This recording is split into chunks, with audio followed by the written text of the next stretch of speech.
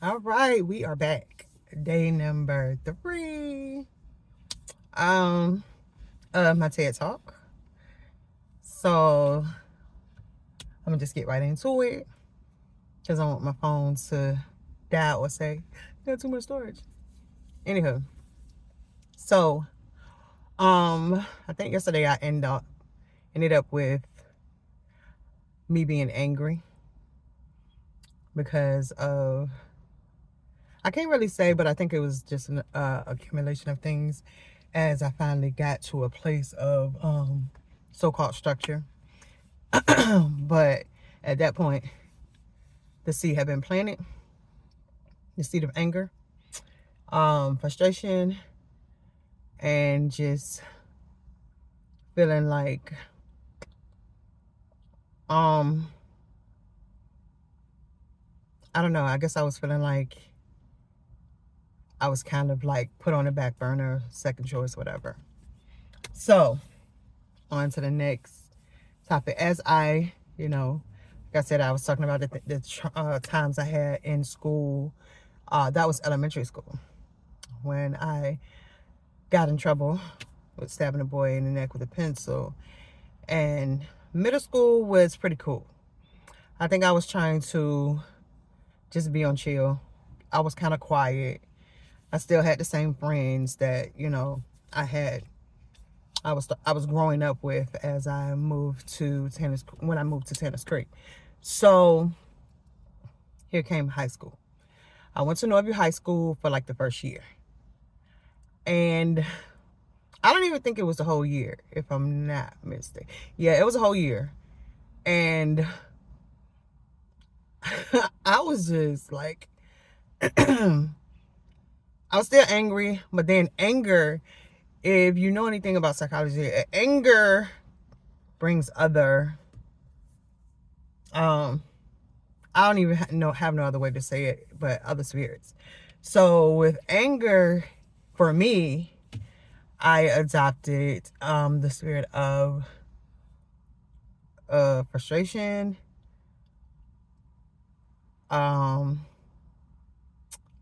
like I just didn't care.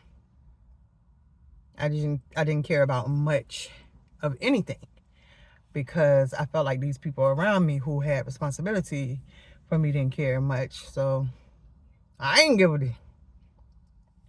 So I didn't I still was getting into trouble. Got into fights at Northview. I think I got into like 2 fights.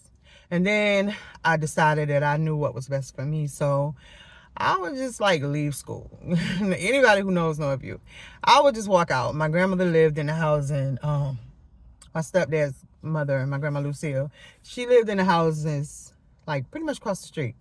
So I would be like, my stomach hurt, my head hurt, I don't feel good, this, that, and other. And I would just leave. I would just walk home and over to her house. And when I got there, I'd be like, I don't feel good. And she would just be like, okay, I'm gonna call your mom. And that would be it. Nothing would ever come of it or whatever. And, when my mom would tell my dad later on, whenever, I would go to him on the weekends, he would just laugh. Like, he was a character. He thought the right things were stupid and the wrong things was funny. So, there was no accountability there. It was just like, whatever. She would tell him in hopes that he would, chastise me or bust me out. He would cuss and be like, stupid ass, something like that. But I thought it was funny. So it didn't affect me, I guess in a way that it should have, because I was like, I don't give a F about nothing. So, and he knew that. And I guess it was cute to him because he didn't give a F about nothing. So he was like, oh, dang, she's my copy and paste. So anyway, I would just like literally, if not a couple of times, at least once a week, I would just walk out that school and just walk home like to my grandson, say I got a stomachache or whatever. So I don't know what happened in my mother and my stepfather's mind. So they decided that they wanted to, throw me into a further culture shock and move me from Norfolk to Virginia Beach. Like, if anybody knows about Norfolk to Virginia Beach back then, I mean, even now it's like a little culture curve. But then it was like culture shock. Like, what are you doing? And I'm in high school. I can't afford to go over here with these people that I don't know nothing about. Like, in the middle of my school. Like, I'm almost at the end. I'm in high school. I'm in the 9th grade. Like, what were you thinking? It's like, y'all really failed at the manual of parenting. Like, y'all really failing me here. So, we said, but it didn't stop us, because we moved to Virginia Beach. And when I say we moved to the Virginia Beach, we moved all the way down to Virginia Beach to Salem. Anybody who knows, we ain't go to, we ain't go to none of the places on, like, West Duck Road, Newtown Road, none of those. We could have went to any of those, and I still would have had a little bit of my culture. But we went all the way to Salem. Wow, Salem. Well, first, I had a pit stop in Green Run, because Salem was a brand new school that was being built, and it wasn't finished.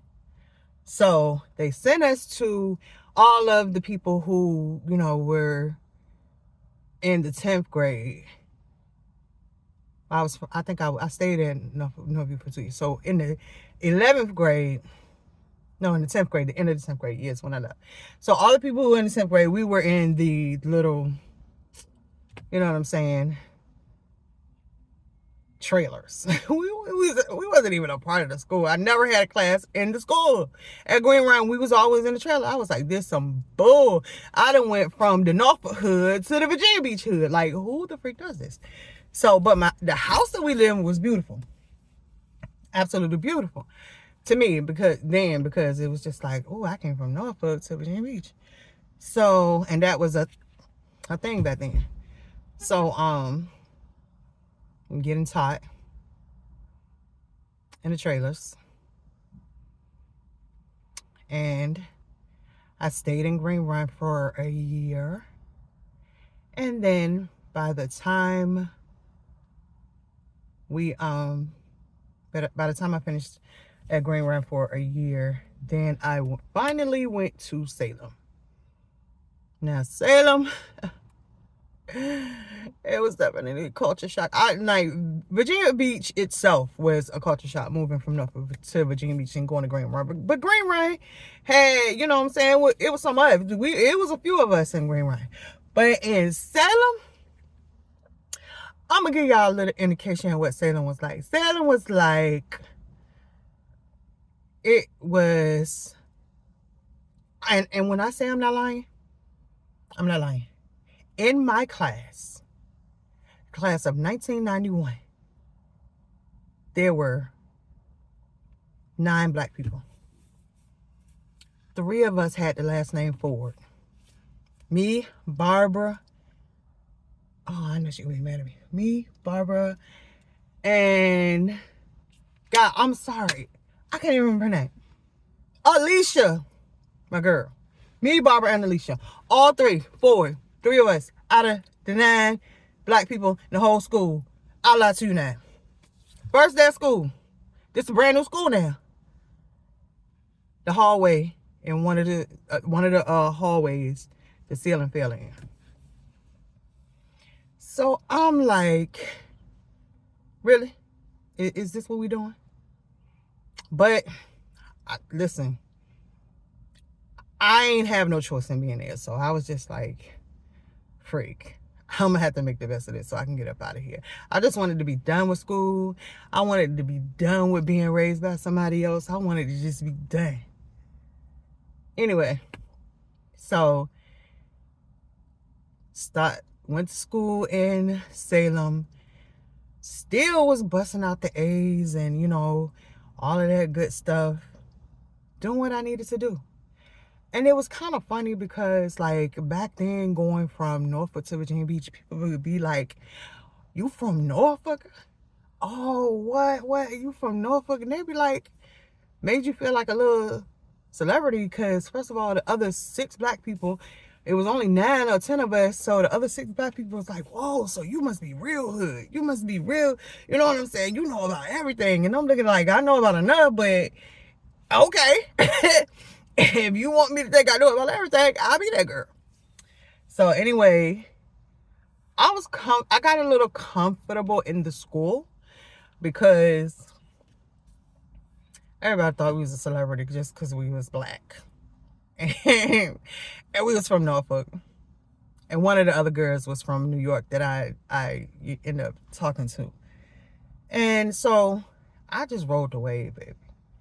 And, you know, I got my grades, which I always was real good about that. So when it was my senior year, I had so many credits that they said I didn't have to, I only had to go to school 1 class. And that was because I had to fulfill whatever, you know what I'm saying, hours or whatever, so I could get my academic diploma, because I had an academic diploma. I wasn't stupid.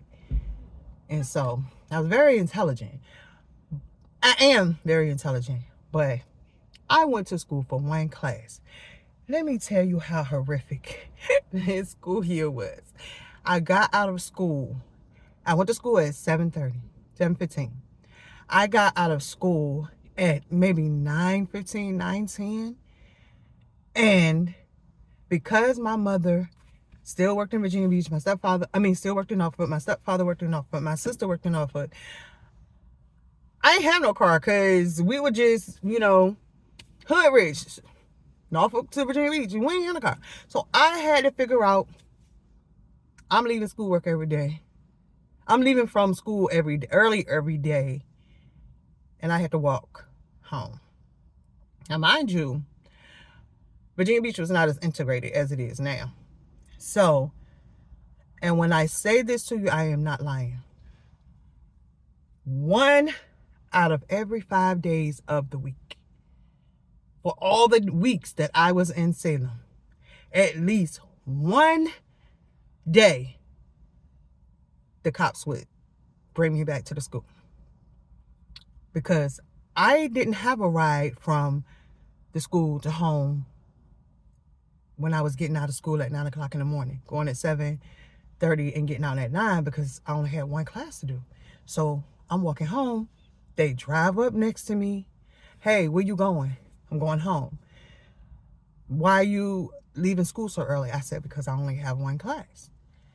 No, we don't believe you. Put me in the back of the car, take me to school. This happened almost 1 time a week. I was like, these people have to be doing this as, like, they got it on their, you know, itinerary. Like, bro, go pick up old girl. I swear they did this for pretty much my whole senior year. They would pick me up. I would walk. I'm walking all the way home, which was like, it was a little home.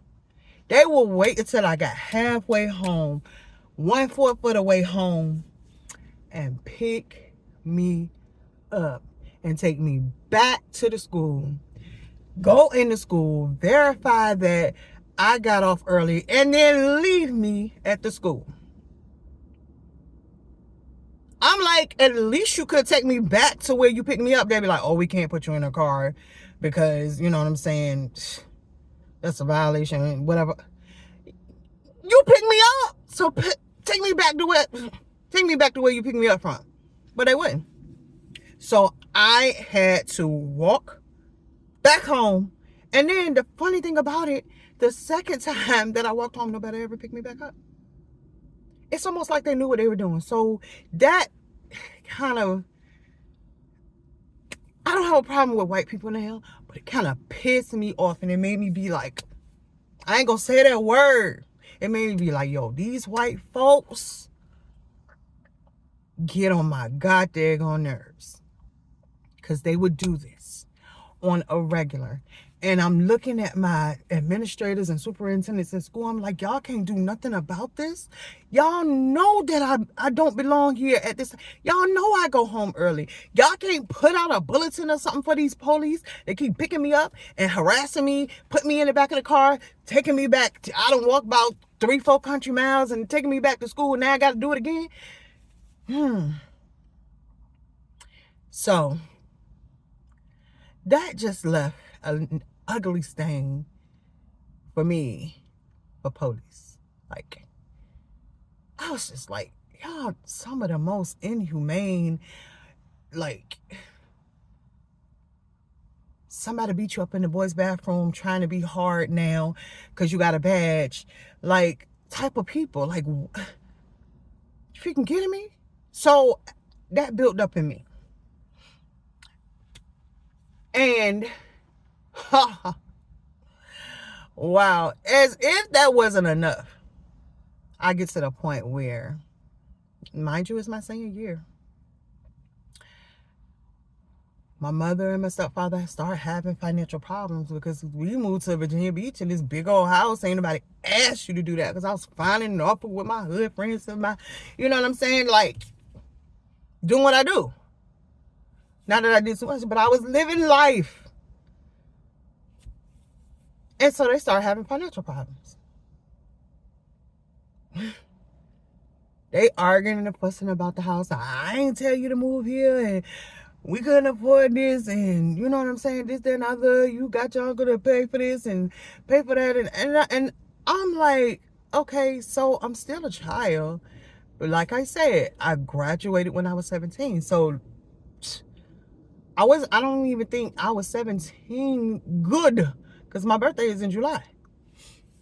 So when we moved there, so they're fussing and arguing, and I'm just like trying to figure out what's going on. And my sister is not saying anything, but I know that something is going wrong because the lights would be out sometimes.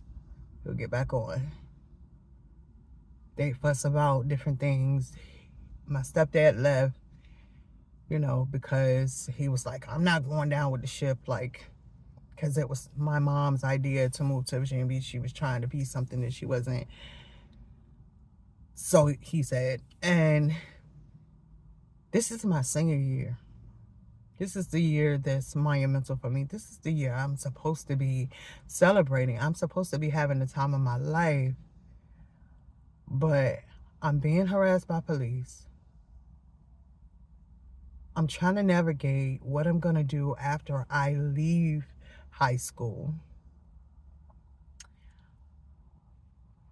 My stability, my foundation has just been rocked. Literally. Because now I am not in a stable home where I don't know where I'm going to be from 1 minute to the next. I don't know if the lights are going to be on. I don't know if the people are going to come take the house. And I don't know it because nobody's talking to me. They're just arguing amongst themselves and walking out and leaving and destroying every sense of stability that I ever had. And so I grew even angrier. Then my trust went to hell. And so, because I couldn't trust anybody. I couldn't trust anybody to tell me the truth. I couldn't tell anybody to tell me a cute lie that they could pull off later. I couldn't trust anybody to even just be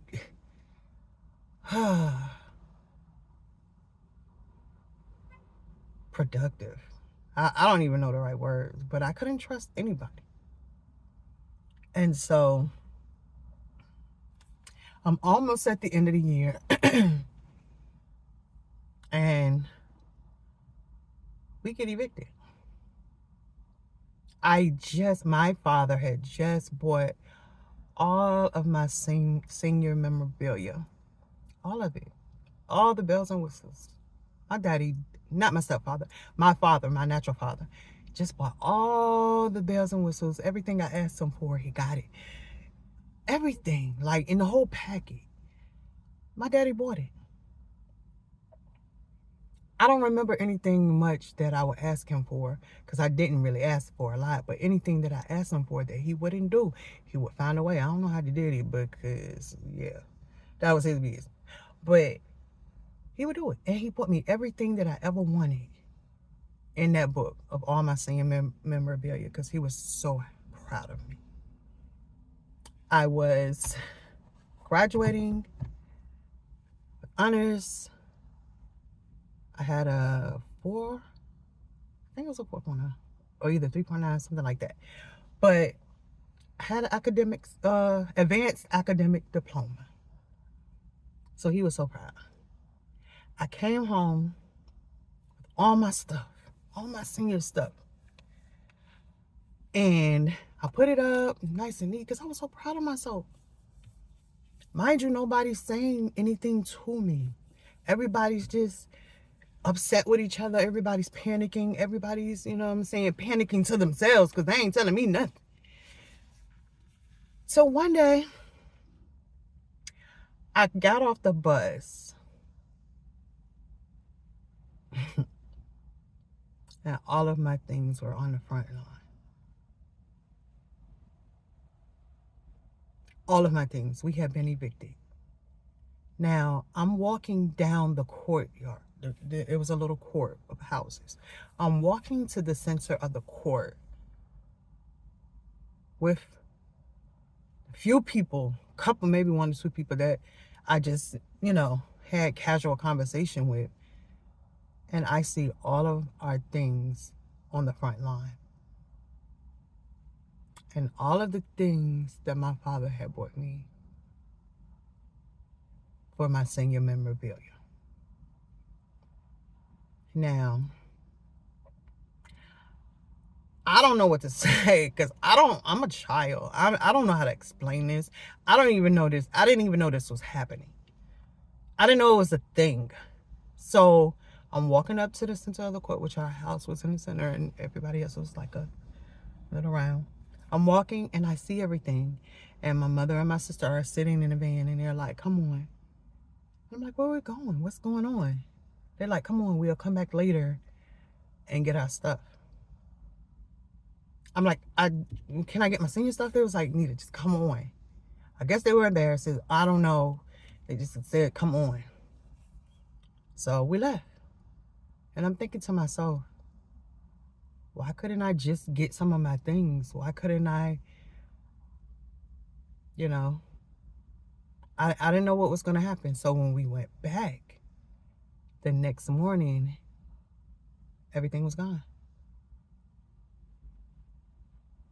Everything was gone. Even my senior memorabilia. So I'm distraught. I'm like, what am I supposed to do? What are we supposed to do? So I hear my sister and my mother calling people trying to find somewhere to stay. So we ended up staying with my grandmother in her old folks high rise. She gave us 2 weeks because that was all that the building would allow.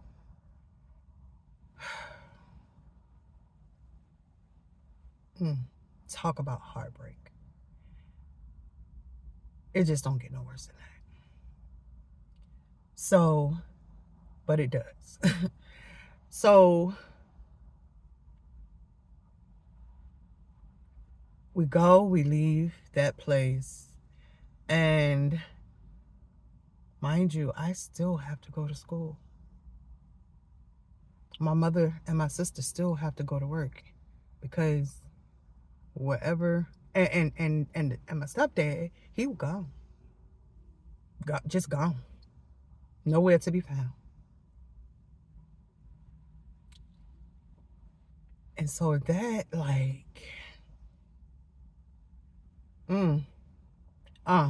that was bad. So we stayed with my grandmother for about 2 weeks. I think on the last day of being there in that high rise, my sister found a place. And my now brother-in-law helped us get into it. So, but let me go. In that time frame where I still had to finish out my senior year, I still had to finish out this year in that school. I was 17 years old. I'm frustrated. I'm confused. I'm angry. I feel like I'm just lost. And every day, my mother would drop me off at school before she had to go to work. She would drop me off. We was in Norfolk, at my grandmother's high rise. She would drop me off at school in Salem and go to work. And she would tell me, when you get off of school, just walk around, try to walk closer to Norfolk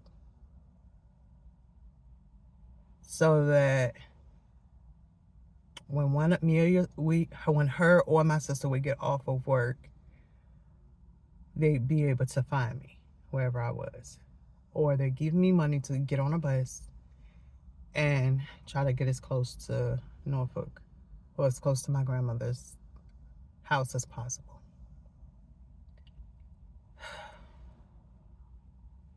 I was 17. And I was trying to figure it out. This was supposed to be the most monumental year of my life then, at that point, and I was trying to figure it out. So one day I got on the bus, and I must have looked like I was somebody who just needed somebody. So I'm 17 years old. There was this 23-year-old man. I didn't know how old he was, but I'm sure I had to look like I was still young. And he sat next to me and started talking to me. And I was afraid, but I was also lonely. I was also confused because nobody explained anything to me. Nobody told me what was going on. They just left me to figure it out. And even if they hadn't figured it out, they could have at least done their part in explaining what happened, where did it go wrong, when, all the things, but nobody did. So when this 23-year-old man, and I'm 17 years old, got on that bus and he started to talk to me, of course, the enemy is going to give him the right words to say. He started to talk to me like, you can come over and hang at my house and this, that, and the other. And of course, I don't have anywhere to go. So he was like, I'm not going to do anything to you, whatever. So I thought it was safe to go. Because mind you, I am 17. I didn't have the reasoning skills at that point. So I go to his house a few times. And of course we know that that's just the grooming. So after about 2 weeks of me going to his house, there was something required of me. And that was something that was the most sacred thing he could have took from me. And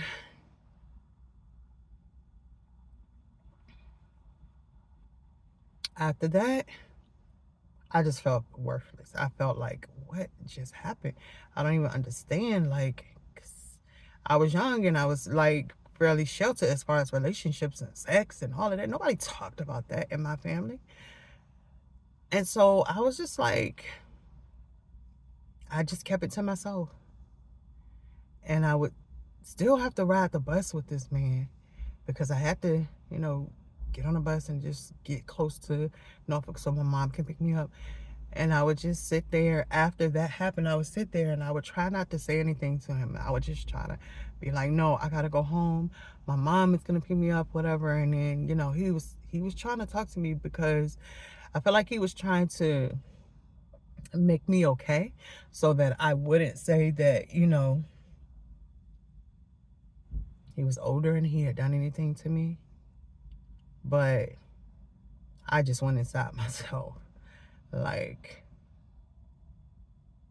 I don't even think I would have been the person that I turned into had it not been for that incident. But I had to just walk away and keep my mouth shut and keep moving. So, of course, it just didn't have to be enough. I'm sorry about the light, y'all. It just wasn't enough that I was traumatized. It just wasn't enough that I was traumatized by what had occurred. Just my innocence just gone. And then I ended up being pregnant. I was walking around like, because of course I don't know what's going on. I'm still a kid, for real. I'm still trying to figure, like, I just graduated, blah, blah, blah. You know what I'm saying? Like, woohoo. Everything. Well, I didn't even get to graduate, actually. Everything was, you know what I'm saying, just happening. And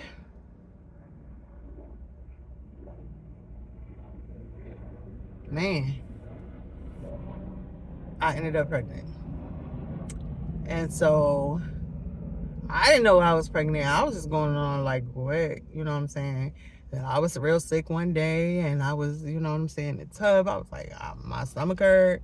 All my mama cared about was like, we go to church. You know what I'm saying? You gonna get in the prayer line and God will hear your stomach ache. And I'm like, okay.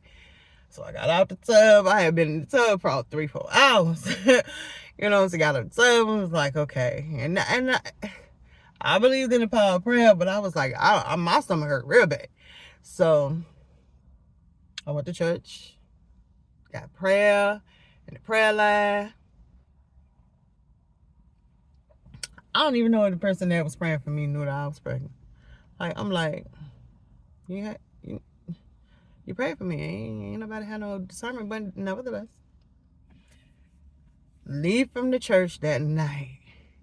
And I go home. And I'm done for. Like, I ain't gonna make it, bro. We ain't even make it home. Well, actually, we didn't even make it home. I was like, my stomach still hurts. So my mom like, okay, we're gonna take you to the emergency room. They took me to the emergency room, baby. Me and my mom was in there. They examining me. They took, my mama went out and all of that. They asking me questions. I don't remember what questions they asked me because I have repressed all of that. I just blacked out. I don't know. All I can remember is everything that happened after us. So my mom went out. They was examining me. She came back in. I guess they had told her when she came back in, she's looking at me, and then her and the doctors are like, you're pregnant. I'm like, what is that? What is that exactly? And so I'm like, she was like, how does it happen? Like, I don't know. Cause I'm still in shock. I'm still repressing. I don't want to know nothing. So anyways, somehow my Aunt Ada was in that hospital at the same time. So my mama went in the hallway, got her, went in the waiting room outside and went and got her, and she comes in, her and my mama, she's like, it's okay, baby. It's gonna be okay, baby. And it was like the most comforting feeling I had in a while. And then my mother finally joined in because my auntie understood. Because I think with her life, she just understood. So anyways, I know this one is long, but it's monumental. So the next thing I know, they came, doctors was coming from everywhere, and they was like, we're gonna have to do a C-section.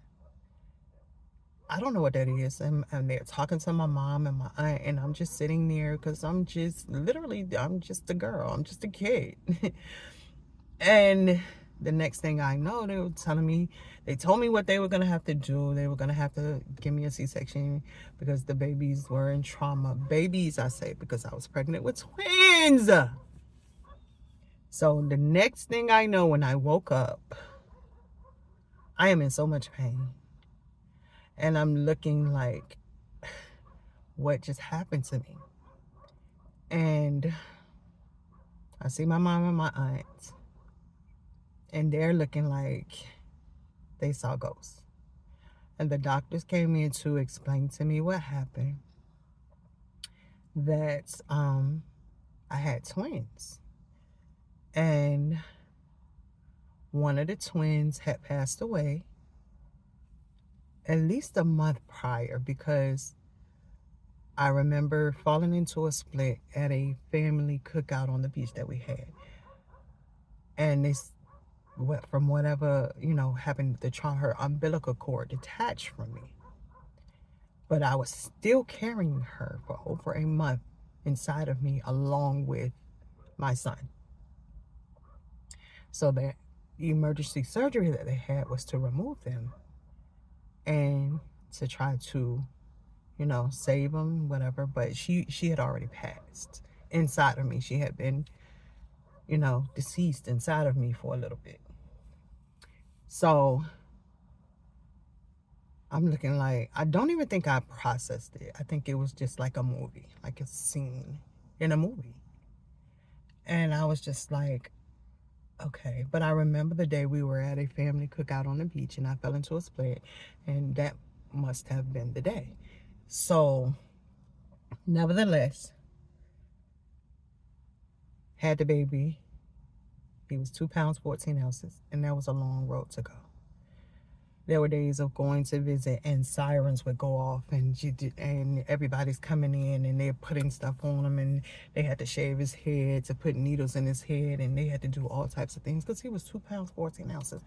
And I didn't know he was translucent, and he was little, and they had tubes and all types of things on him. And I didn't know what to do with it. And so my mother and my stepfather just took over, because he came back from wherever he was. And they just took over because I didn't know how to process it. Now, that was the start to something, just the switch going off on me.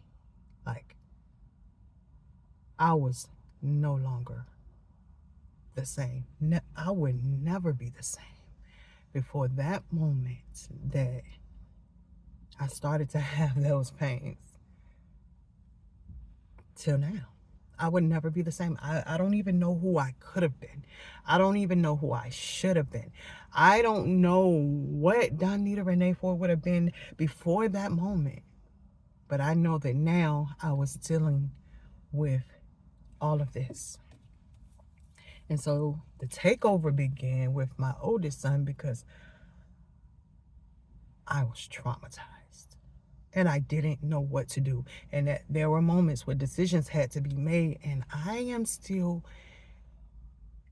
young, basically still a child. I'm still 17, basically still a child, green, wet behind the ears, don't know what's going on. And I am forced to make life-threatening decisions, like literally. And so I had to put it in the hands of my mother and stepfather, because I didn't know what to do. I couldn't even lick my own wounds.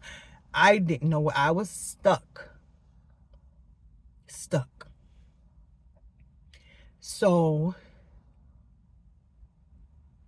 but I can remember just despising this man who did this to me. Like, you took away my innocence. You took away where I wanted to go, the things I wanted to do. You took away all of that. And I won't say that it was just him, because I should have never went there. I should have never trusted him. I should have been smarter. I should have been more aware, more informed, but I wasn't. And now I'm in this place, this situation, and I don't know what to do with it. And people are asking me to make decisions that I don't know how to make and I don't want to make. So I allow the people that were strong enough, mature enough, and old enough to make the decisions. And it changed the relationship that I had with all of those people. My son, my mom, my stepdad, my sister, anybody else involved. It changed the relationship with them because it changed me. I don't know who I could have been, who I would have been. I was so bright-eyed and bushy-tailed and ready to tackle the world, ready to be all that I could be, because I was graduating with honors and with, I think it was 3.9 GPA, and I was that girl. But that girl, whole life crashed on that day. So I'm gonna end the TED Talk with this, and I know it was pretty long, but it was monumental. Talk to your children. You understand more than what you know, because if you don't, somebody will. Somebody will come along and make them feel like they get them.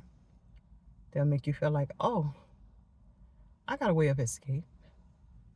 I got somewhere you can come. I got some. Don't worry about it. If they don't have time for you, and I held grudges with my sister, my other sister, because when me, my mother, and my older sister were put out, she wouldn't let us in her house because she had just got married. And like that relationship I am 52. That relationship probably just got repaired maybe about a year and a half, 2 years ago. Like, because I felt like she allowed me to just walk around and wander and just try to figure it out. I was her sister. I was her baby sister. And my mother and them were going through. I get that she was newly married. I understood all of that. But I also couldn't understand how you let me be in that type of situation.